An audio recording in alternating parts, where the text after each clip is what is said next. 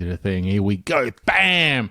Welcome to the next episode. This is the Cathode Ray Podcast. My name is Lewis, and I'm here with my friend Steve. How you doing, mate? Looking good. Wonderful, man. I'm fantastically happy to be here with you. Number 5 already. This is really awesome. I was talking to you before the show. Had a great week, and thought some cool stuff to talk about.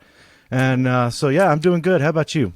Nice. Well, I had a little break off, so I'm looking forward to this episode as well. For me, it's actually the first time kind of coming back.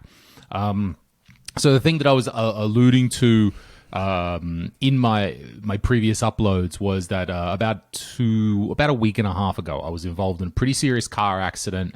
It was a very snowy, wintry night here in Estonia, and it was a pretty serious accident. I am very thankful that I walked away, and the first responders got me out, and I walked away, and you wouldn't think that someone would walk away from that. So I've been pretty busted up. Maybe if someone's seeing on the videos, I could see the black eyes. That is from the airbag, the Volvo airbag. Bam! Came out and got me. So I definitely have a few Volvo engineers to thank for their contributions. It was pretty well regarded that it's some kind of miracle, whether that's from above or whether that's from above, as in Sweden and the guys who designed it over there in Göteborg. Thank you very much for that. So yeah, that's where I've been. So I'm happy to do an episode. We're going to do this episode now with me and you, just chatting, just hanging out. And then later on, our next episode, we're going to be recording with Thomas from the open source CRT. And that's really exciting. What are some of your quick thoughts on that because we've got a whole episode up next. Yeah. I think it's a really good thing to start off here with as a tease. And yeah, I mean, I'm ecstatic that you're okay, and the fact that you're able to bounce back, in just 2 weeks is awesome. And we're all here for you, Lewis. And Thanks. let's go now. Let's talk about Thomas. This is pretty exciting stuff. I mean, it's anything else but the cars. Yeah. Yeah. So Thomas has got some really cool stuff, I think, coming. Like when we were even just talking about him and the idea of talking to him, it was literally just from a small clip we saw that he had posted online. And since then, since we're big swaggy insiders now on in the CRT world, we can get behind the scenes access. So this will come out after Bob's from Retro RGB's official interview, I'm sure, with Thomas. And so we were able to get previous knowledge to get a sneak cut at that interview. And I was ecstatic to Bob. I was like, you've literally given me an hour, head start on what I'm going to be working on later today. So I was really excited to listen to all that, find out all the cool technical stuff that Bob would take him down on, take him to talking down the road of. So that's gonna be really exciting. It's gonna be a good one. Definitely watch out that one. And then the good thing, I think, is you and I will be able to take our perspective and talk to Thomas about different things that they didn't cover in their first episode. So that'll give a different mix and have people understand kind of what's going on. It was cool. Bob was very, very generous, and he showed me as well. So it's good research, and it was great. Bob gets down to the facts. So we're trying to make a different talk that not kind of presumes that, but comes from a different angle. We want to hear more about Thomas. He's clearly a brilliant dude. Clearly there's a great story there about how we didn't think it could be done. Somehow he's come up with this device. It seems legit. No one's doubting him. We're just more like, bam, wow, did this hit us like a Volvo airbag? That this is an amazing thing that we're like, could this really be? It feels like we were for so long to be like, can you RGB mod it? It's like no one cares anymore when this thing comes along. Your RGB mod That's literally this is, you and I think we were talking, I'm sorry. This was a conversation that I had with Ryan from Castlevania. We were like, what is like the future? You try to think like outside the box when you're thinking the transition from even like CRT to HDMI flat screen display, or any technology that goes above and beyond, if it's just from like the flip phone to all of a sudden the all-in-one phone that has everything, cameras and all this stuff that's just amazing. We're like, what is the next technological leap in displays? And I mean, while I was listening to Thomas, I was like, man, this might be like the next thing for CRTs. This might be the thing that because it was just amazing to hear him talk about like taking things that didn't exist, back when these CRTs were in manufacturing. There's like parts that you had to deal with and obstacles that were later completely, you can tackle them in a completely different way because of the technological advances over the last 20 years and the parts that are available now. And like the way he was thinking about redesign and a lot of this cool stuff, that's what I had a lot of notes on. So yeah, I think that'll be a great conversation with it's going to be good because I like the way that we can almost now. First of all, and I'm going to say this in our interview when we talk to Thomas as well. First of all of this is prefaced by it's amazing that it exists, and we don't mean to put any pressure on anyone. We're not trying to say, hey, this has to be like this. I think we're both just in awe that even the possibility of such a thing could exist. And so we don't mean to be like, oh, it's got to have this feature or something like that. I kind of break it down as two ways after listening to it. There's the ability to take an existing tube and replace that. What kind of the thinking is that they're replacing everything that can be replaced on a CRT right now. Like we know that new CRTs aren't going to be made. No one is firing up that factory to make that glass housing, to make the tubes and that. But if we say that's the bit that can't be replicated, this project goes a long way to replicating every other bit inside of the TV, that this opens up almost the stock levels that are out there. Oh, you're a bit worried. All of a sudden, there's a lot more sets that we could possibly work from to preserve this artifact. What do you think about that?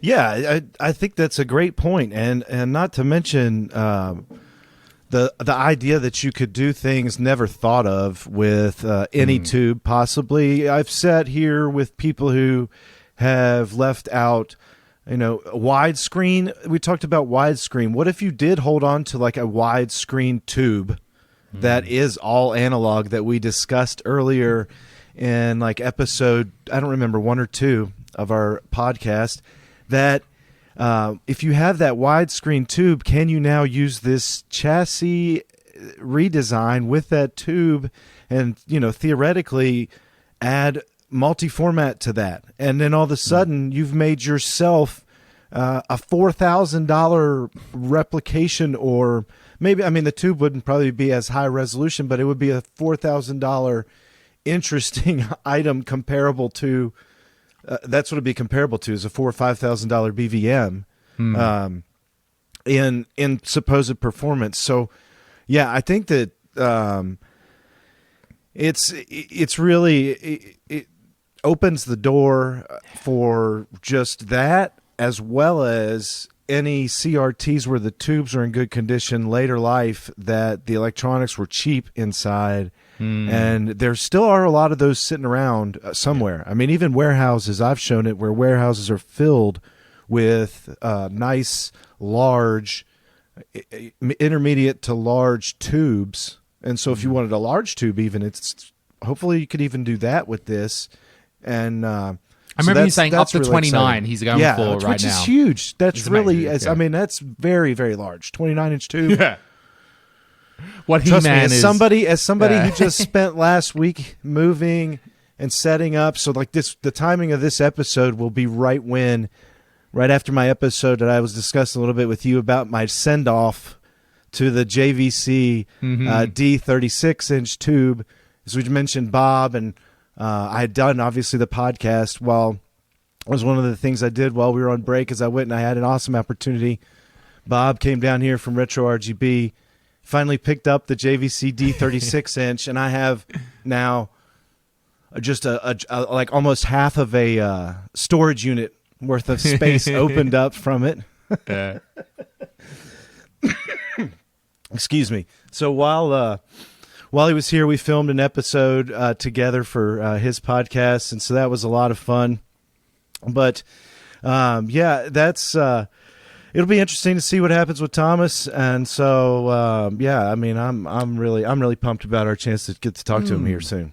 Yeah, it'll be good. So we thought we would do a quick one. We haven't. We said we had a little time off there in between. So have you got some thought? What have you been working on, or you got some questions, or what do you want to go up first? Yeah. So I actually, unfortunately, no, I didn't really get any questions prepped for this episode, but that's okay because I thought there was so much stuff kind of going on. That's all right. I mean, I got a couple as well I can fire away from. So. Yeah, so we can jump into some questions here for a second. Again, I will just say that. So at this point, you guys have probably seen the JVC D-Series send-off, and like I was telling you, Lewis, before this, there is like a little bit of a bit that I filmed, of course, with my buddy Brutus before the send-off. And there's still technical stuff in the thing about the JVC television, but it is a little bit of a different approach. So definitely in our comments here for this episode, feel free to sound off on what your absolute opinion is on it, and if you have a good enough comment, I mean, we might even bring it up in one of the other episodes, and we can have a good either laugh about it, or maybe it'll be some constructive criticism. I don't know. It's good to hear feedback. So I see people commenting on our side by side. Most people have said it seems to be let's do side by side on the editing. So no problems. That's easiest for me. They like I can stuff. But that's actually there's cool. no advanced Final Cut Pro involved in that. I can do that. Sure. Well, we like to hear feedback. And things too. It's not. We're both good and thick-skinned, so we can take feedback on whatever. So yeah, that I finally got rid of that. I also had gotten the 2530 got picked up, so that's all like been really good because I got a lot of things out. And but Bob did bring a lot of monitors here that are just all over the spectrum. Is that guy taking a cut? He's like a pimp, man. Hey, I mean, so this was like a surreal experience because, of course, he's getting here like in the evening. So I was laughing, talking to him. He's like, I got this minivan rented, and I had to confirm that the seats would fold down so that it would be big enough to fit a TV in it. And I'm thinking, all right, yeah, I bet it is. It's got to be. And so I'm like, I'm getting kind of antsy all day, and I'm like, a little excited, of course, because I haven't seen him in a couple of years. He pulled up about 7:00, and I have kind of a inclined driveway to come up, and he pulls down by my mailbox, and I walk outside to greet him. And I mean, first off, it's great to see him. He jumps out of the car, gives me a big hug, and I was just like, oh my gosh, it's so awesome because I haven't seen him in like 2 years, but in person. But then I look in the back of his car, or the van, and I just crack up laughing because it's literally every seat is down, and it's like lined with CRTs, and I was like, oh my gosh, you just want to go ahead and unload all these right now? And he's like, yeah. And so he left. Dude, you were like it's like when you go CRTs with me. It's like when you go to the drug dealer, you start look at the weed dealer, you start talking to your friends. You want me to get some? All of a sudden, you're buying for like 10 guys. Yeah, there's just two bit. I was like, okay, and he's like, oh yeah, these are Arts and this and that, and I'm just laughing. I'm like, oh yeah, I remember talking to Art, and he's got two, and then he's like, this one's mine, this one's Jose's, this one's and I'm just like, yeah, okay, and then he dropped off a bunch of but it's cool. There's like stuff I've never looked at before that I'll never like. He dropped off 3 Apple monitors, CRTs that are different. Nice. One of those them cleared, like those candy yeah, there's clear 2 ones? of them. Oh, that's cool. Yeah. Translucent blue, and then there's white and translucent, and then there's an actually old school all-in-one PC that I'm not really even sure about, and then like a mint condition Commodore monitor. So a lot of cool stuff. I mean, and then BVMs, a couple of PVMs and a BVM, and then he had 2 of these monster PC CRTs in there too that were facing each other, and I mean they're the big ones. These early '90s ones that are giants that like 19 inches, but they are behemoths, and they just and '90s. They just every time I see them, I'm like, oh my gosh. And he's like, no, don't worry, those are I'm taking those. I bought those on the trip down here. Okay. And those are going back with me, and I was like, "Whew, thank goodness!" I was like, I don't want to be rude, but I know I was like, I don't want to really. I was like, I got one over there, and it's like just a brick. It looks like like a literal something you would build a wall with. Jesus, wheeling and dealing. One day there's going to be a Storage Wars episode, and they're going to come to Bob's abandoned thing, and they're going to turn it up, and it's going to be all the wheeling, dealing Bob's done. He knows this guy, he knows that guy. He's swapping monitors. You're doing a great service. Great. Yeah. So that's cool. So you got a lot of new work, a lot of stuff coming in, and a lot of interesting a lot of new monitors to work stuff. on. Yeah, That's I really did cool. that. So we'll have some new stuff coming in. I did some work on something a little bit different that I wanted to do a little bit more of. But it's always kind of funny too. This will be coming later on. To introduce the audience to still retro items, but different things on them. So I've got something that's not a CRT. Obviously, it's some audio gear from the '80s.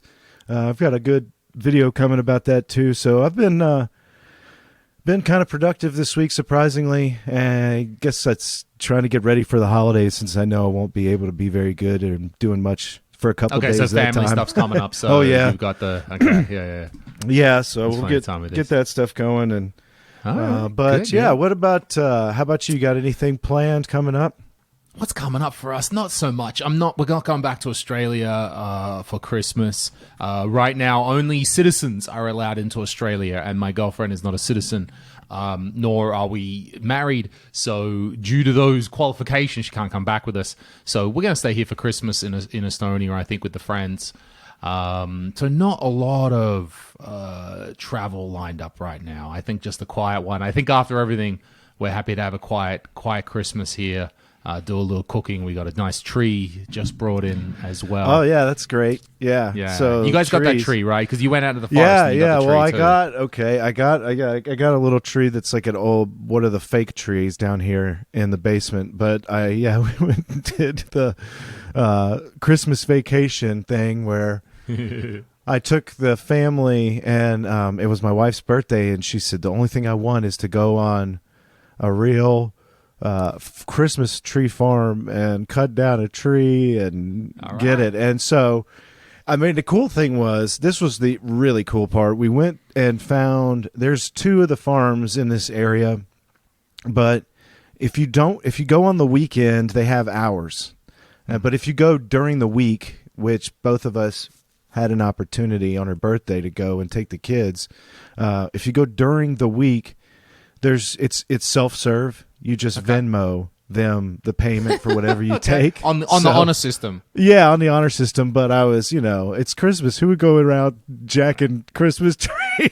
Screw you guys! I'm fucking on the tree. I'm fucking out of here. So that's what I did. I ran out there with the family, and we went to this place that was specifically. I posted some pictures of it, so if anybody wants to go check out my Twitter feed, they can see pictures of me hoisting the big tree I actually got.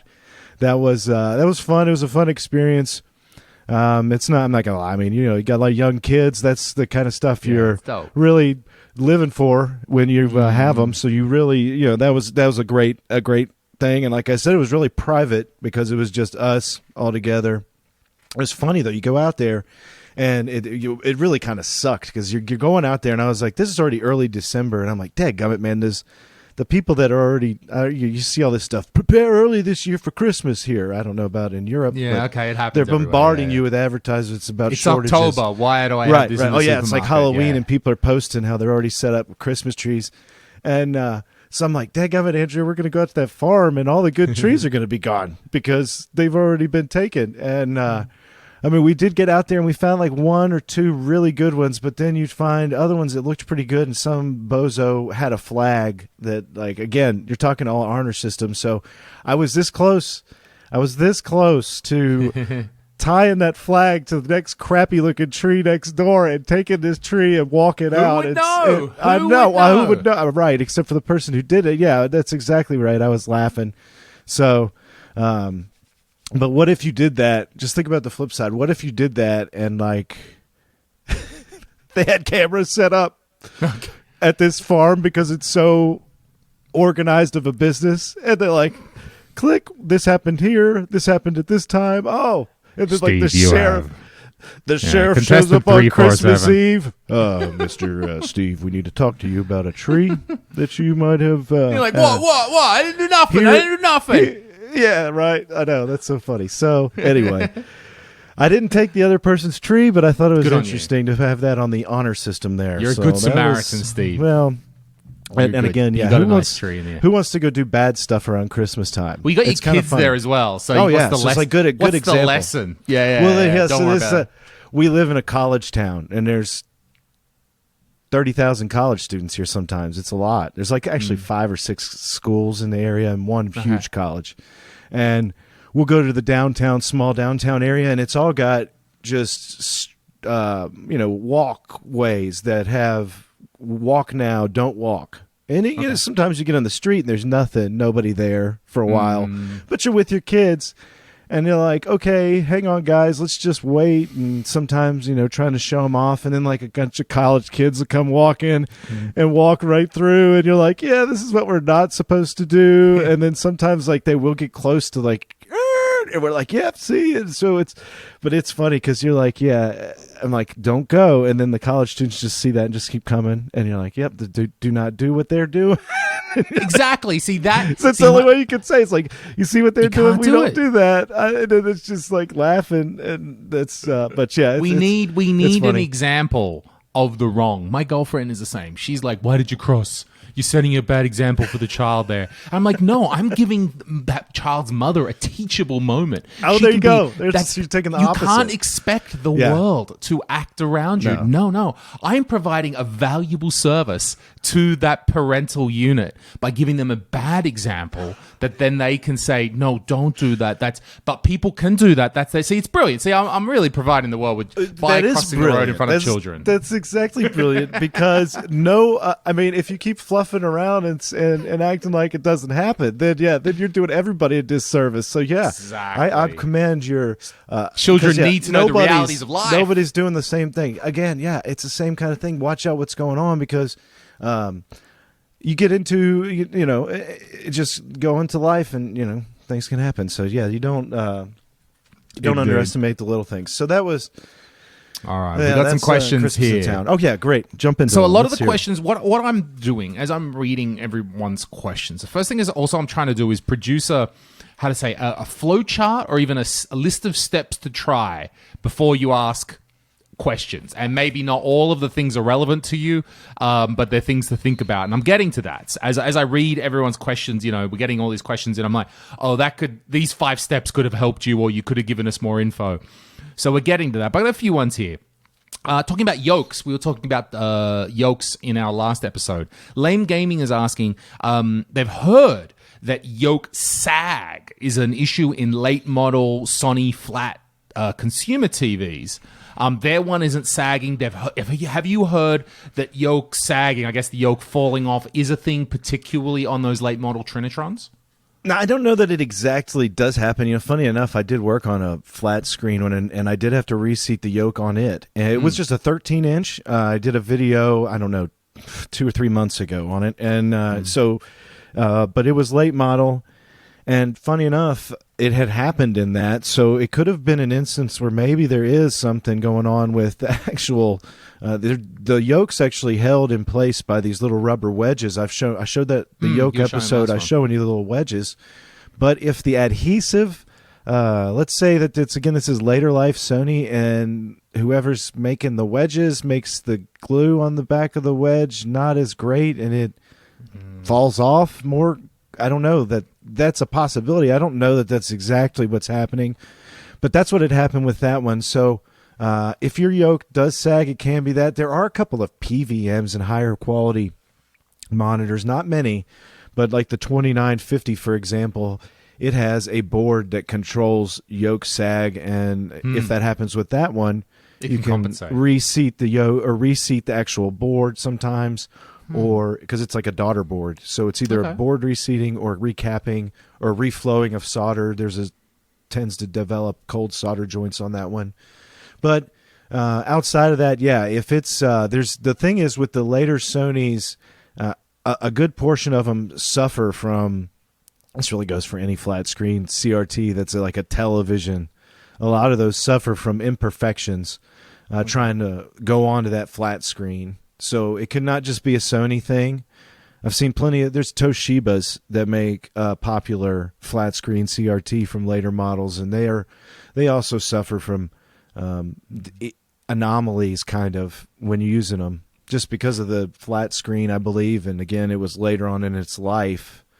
That was a weird thing about. I mean, maybe let's segue into that idea a little bit. That CRTs had somewhat of an evolution throughout their technological life. And at first they were quite curved. If you look, quite curved. These screens and the glass was quite curved.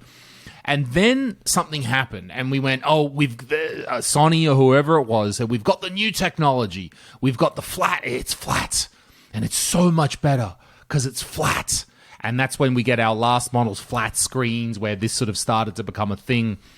But it turned out that was extremely harder to do, often not as technically strong. It was just...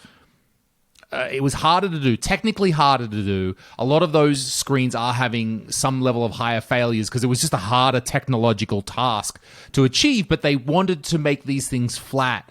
First of all, why did they want to then... Was it just a marketing thing?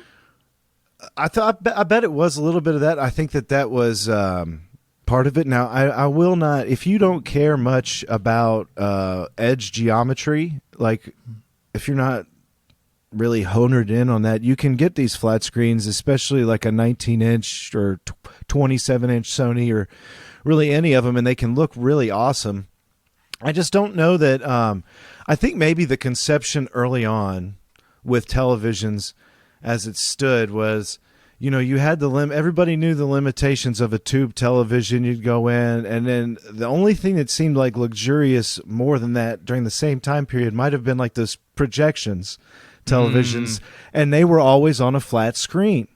So I think that maybe the idea subliminally in the whole path of the television was somehow planted there originally in maybe design heads from that generation of display where they had the projection. Because my grandparents had this awful, I was laughing with Bob talking about it, this awful early projection TV that was in the late 80s. And I mean, it looked like a smeared, you're like through a smeared dinner plate, whatever you're watching, but it was big and supposedly luxurious, cost a lot of money. But maybe that was it, because those were always flat. They were always, projected onto a flat surface. And then the early, of course, that's also moving into the flat surfaces. It was always going to be probably a flat surface to work forward towards. It's again one of those things. Sony, what was the real reason? Because they distinctively they ended up with a distinctive industrial design. Their external design ended up looking far more. I think even they made them, again deliberately or not, made them look modern. They made flat. They made us think flat was modern. Both through what you said, projections. Maybe they were the very first LCD screens by that stage. Not commercial, but we'd all seen them, and we were like, "Oh, the future is flat." So we got flat. Future's flat, right? And then somehow, everything like in even, I guess, cartoons, futuristic stuff. A lot of that stuff would have tried to have been looking at like a flat surface. And they made that look good with good industrial design. They look tops. Those last. There's a reason they look great. Sony knows how to make good looking products, and they took a flat screen and they made them look really just the whole thing aesthetically good. That maybe you then were thinking, this monitor is worth more, even though they've barely increased the quality or something like that. What could they do in the end? They already had Trinitron, maybe. I think it too got worse when they tried to move into the HD stuff and the digital additional things to it, and that's kind of what I was cherry picking from that Thomas interview we were going to talk about, is some things about the power designs and different needs back during those early ages to do that digital and analog display on a lot of those late model TVs. Now, I don't think that if you do have a flat screen TV and it has, or a flat screen CRT and it has like a top-notch chassis or tech parts, whatever you want to call it, the actual hardware to go with it that can actually properly do everything, that's obviously capable. Like there's the really cool, high-end flat screen BVMs. JVC has that one that's multi-format, that's really, really high-end, desirable. And Ikegami has one. And they're all these laid-in tubes that are just amazing because they have as much hardware put into them as the actual design in the tube itself. It does kind of beg the question, okay, what would be the opposite then? Let's say that this fascination with flat hadn't quite come along and it was down. The engineers said, we can make the best screen if we just leave it curved, and the marketing department listened to them and it never became a thing. Because there's a lot of technological advancements just to make flat look good to okay. And you do wonder, well, what if we left it a bit curved? What could have they have done? But I guess that's what we're going to talk about with Thomas, that so it's not just the tube, it's not just the grill that it's at the front, it's what's driving that tube, and those inputs seem to be so important and seem to make such a huge difference. And maybe that interview will be more enlightening for people too. Yeah, I think so. I hope so. More enlightening for me, I know. Right? All right, we got one here from Carlo. Carlo, he is asking, he's talking about your video with the 2030, the PVM 2030.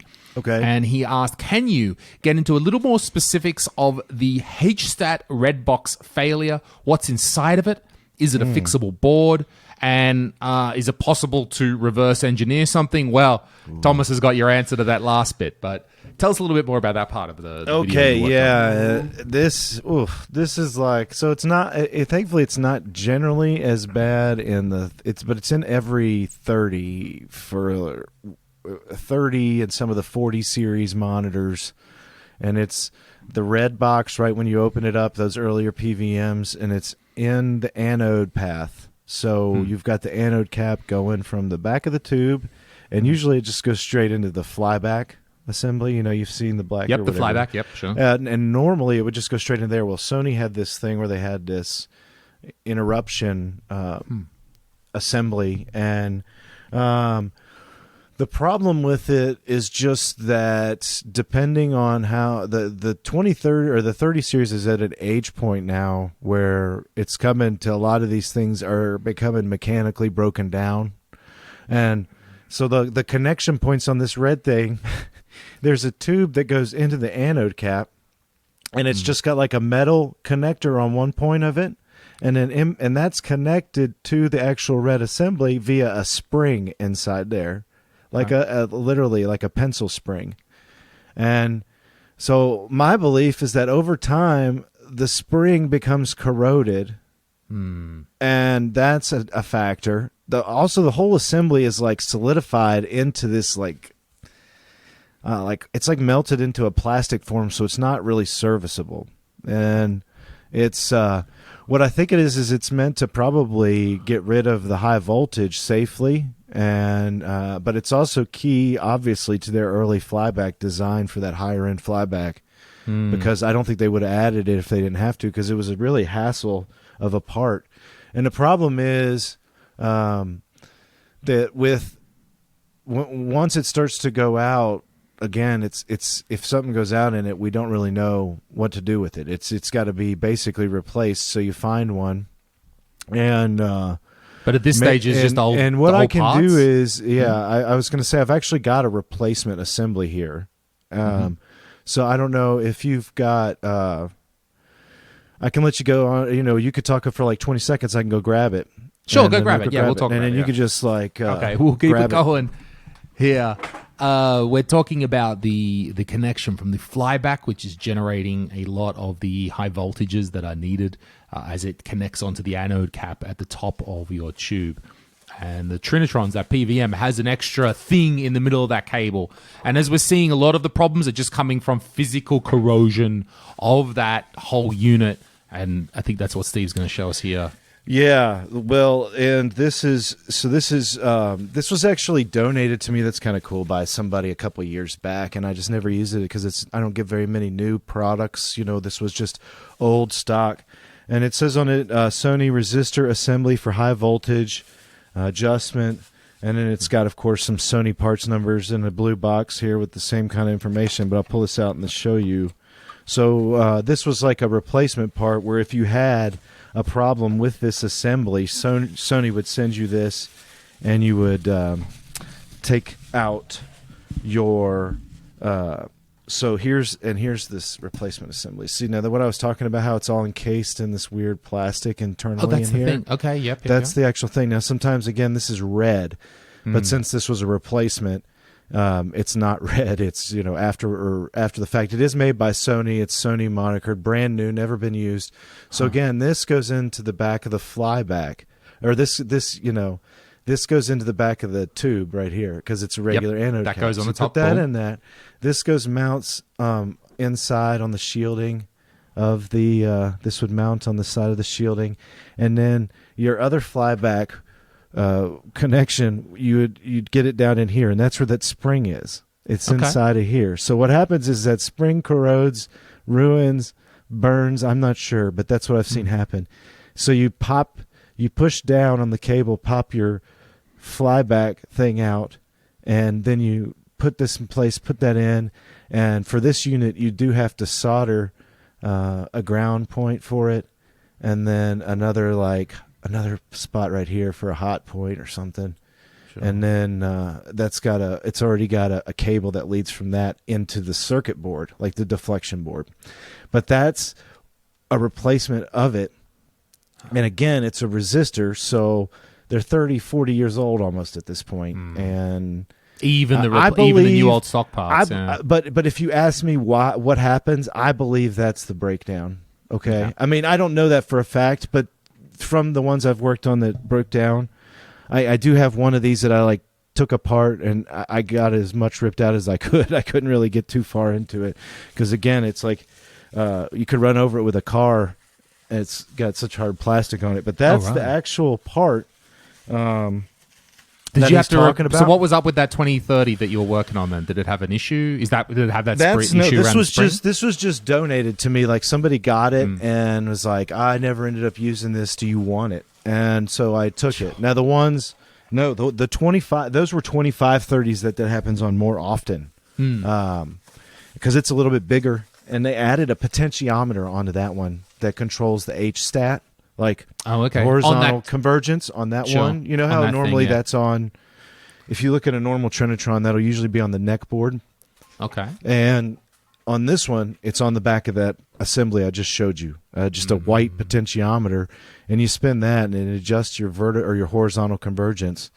And so I don't know, maybe that additional part adds a little bit of an element to it, but it definitely has a history of failing. And again, it's... I bug Pat. We talk about save on Pat. I bug Pat about certain parts normally, like with regularity, and so that's one of them. And I know that he's in the same situation as me because he's working on the same monitors out on the West Coast, like the 2530. He's like, yeah, I'm working on that one too. So I know that I get second crack at the parts already. So like the ones. I've got quite a few here. That's what I was using. They're just basically parts monitors because of that. And even a solution like we're talking about with the open source thing. CRT, yeah. That is going to be something that's not going to be avoidable because that's directly in the anode flyback path, which is one of those vital parts you have to get for that.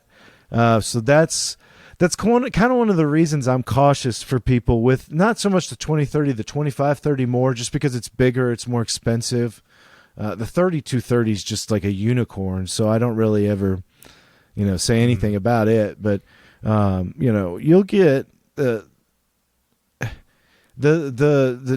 were talking about the pinnacle of what if the opposite direction had taken place. And you were on an engineering team, and they told you to go as far as you could with a bubble tube, right? A shadow mask tube instead of the opposite of Sony, which is kind of like what JVC did with their D series. And after just cranking that thing up and playing with it and, working inside of it, it's an amazing screen. It should be just as good as, just as desirable pretty much as any big PVM. And that's kind of I don't know whether it's a secret or anything, but they do, like that JVCD large one just does a great job with what it does. And like I said, those are people that were trying to go the opposite direction, which I don't know if 36 was as big as they could ever make it really work. But it's because that's probably that's definitely the biggest one I've ever worked on and seen. And yeah, because I've worked on like 32-inch PVMs and but that's the actually biggest one. And yeah, I think those. I mean, yeah, the JVCs are interesting. It's something that I'm not seeing much in Europe. And again, we've talked a lot about Europe's a fragmented market. What do I know? Sure, please enlighten me, people in Western Europe, for us Easterners over here. But for whatever reason, I know there's some, but I would say generally not as common with the JVCs, and definitely these D ones. Because I've never seen one over here. So it's very interesting, and that they are so desirable and so good at such a large size as well. So interesting that you think the tube is like right on. You know, if something else could drive them, then they're very now good those. Yes, see, that's a good question for like a tube like that. You could do infinitely more with that tube that's already good. But the thing about the D series is, I was asking the community about him. And it's apparent, or there's, it's funny you bring it up, and it's like, oh, there's rumors that's a bad one, and I'm like, what? Like, yeah, don't get the 20-inch ones, get the 27s and 24s, and so we'll have to see. I've got a 20-inch one here and see how it looks. It's supposed to have a little bit less hardware in it, which is possible. Okay, could be, sure, for 20-inch less. Yeah, so we'll see. It's any way you look at it, I think that it's still going to be a higher end tube than normal. But I do believe that when JVC was trying to make that television, they would have put probably their best minds on that 36-inch, which is obviously a different tube than the 20-inch. That's possible to see. Like, put your A team on the 36-inch and your that makes sense. I mean, if there's not a significant amount of re-engineering between the two tubes, how were those teams made up? Was it the A team? Was it the crack A team? Why is that the profit center? So as a business, they're going to assign the teams to what I don't know, or the 20-inch. It's fine. Or there's a lot of context around that, right? Or the money pit sector. It's like, try to put the smart guys over there. They just keep wasting all the money, though. So you never know. Yeah, it's funny. All right, Steve, we said we were going to make it a quick one. I know Thomas he was just chatting there. We're going to talk with him about 15 minutes. So why don't we take a short break? So thank you for the questions. We're still getting through let's questions. Close out this week. And I say let's just close out this episode for this week. And let's probably after this, we'll just have our Thomas follow-up interview. You can go check out Bob's first. And if you want a lot more technical info and kind of a sequel to follow up on, or just watch ours too, if you just normally watch it, doesn't matter. But thanks, everybody, and we'll see you on the next one. See you on the next episode. Thank you.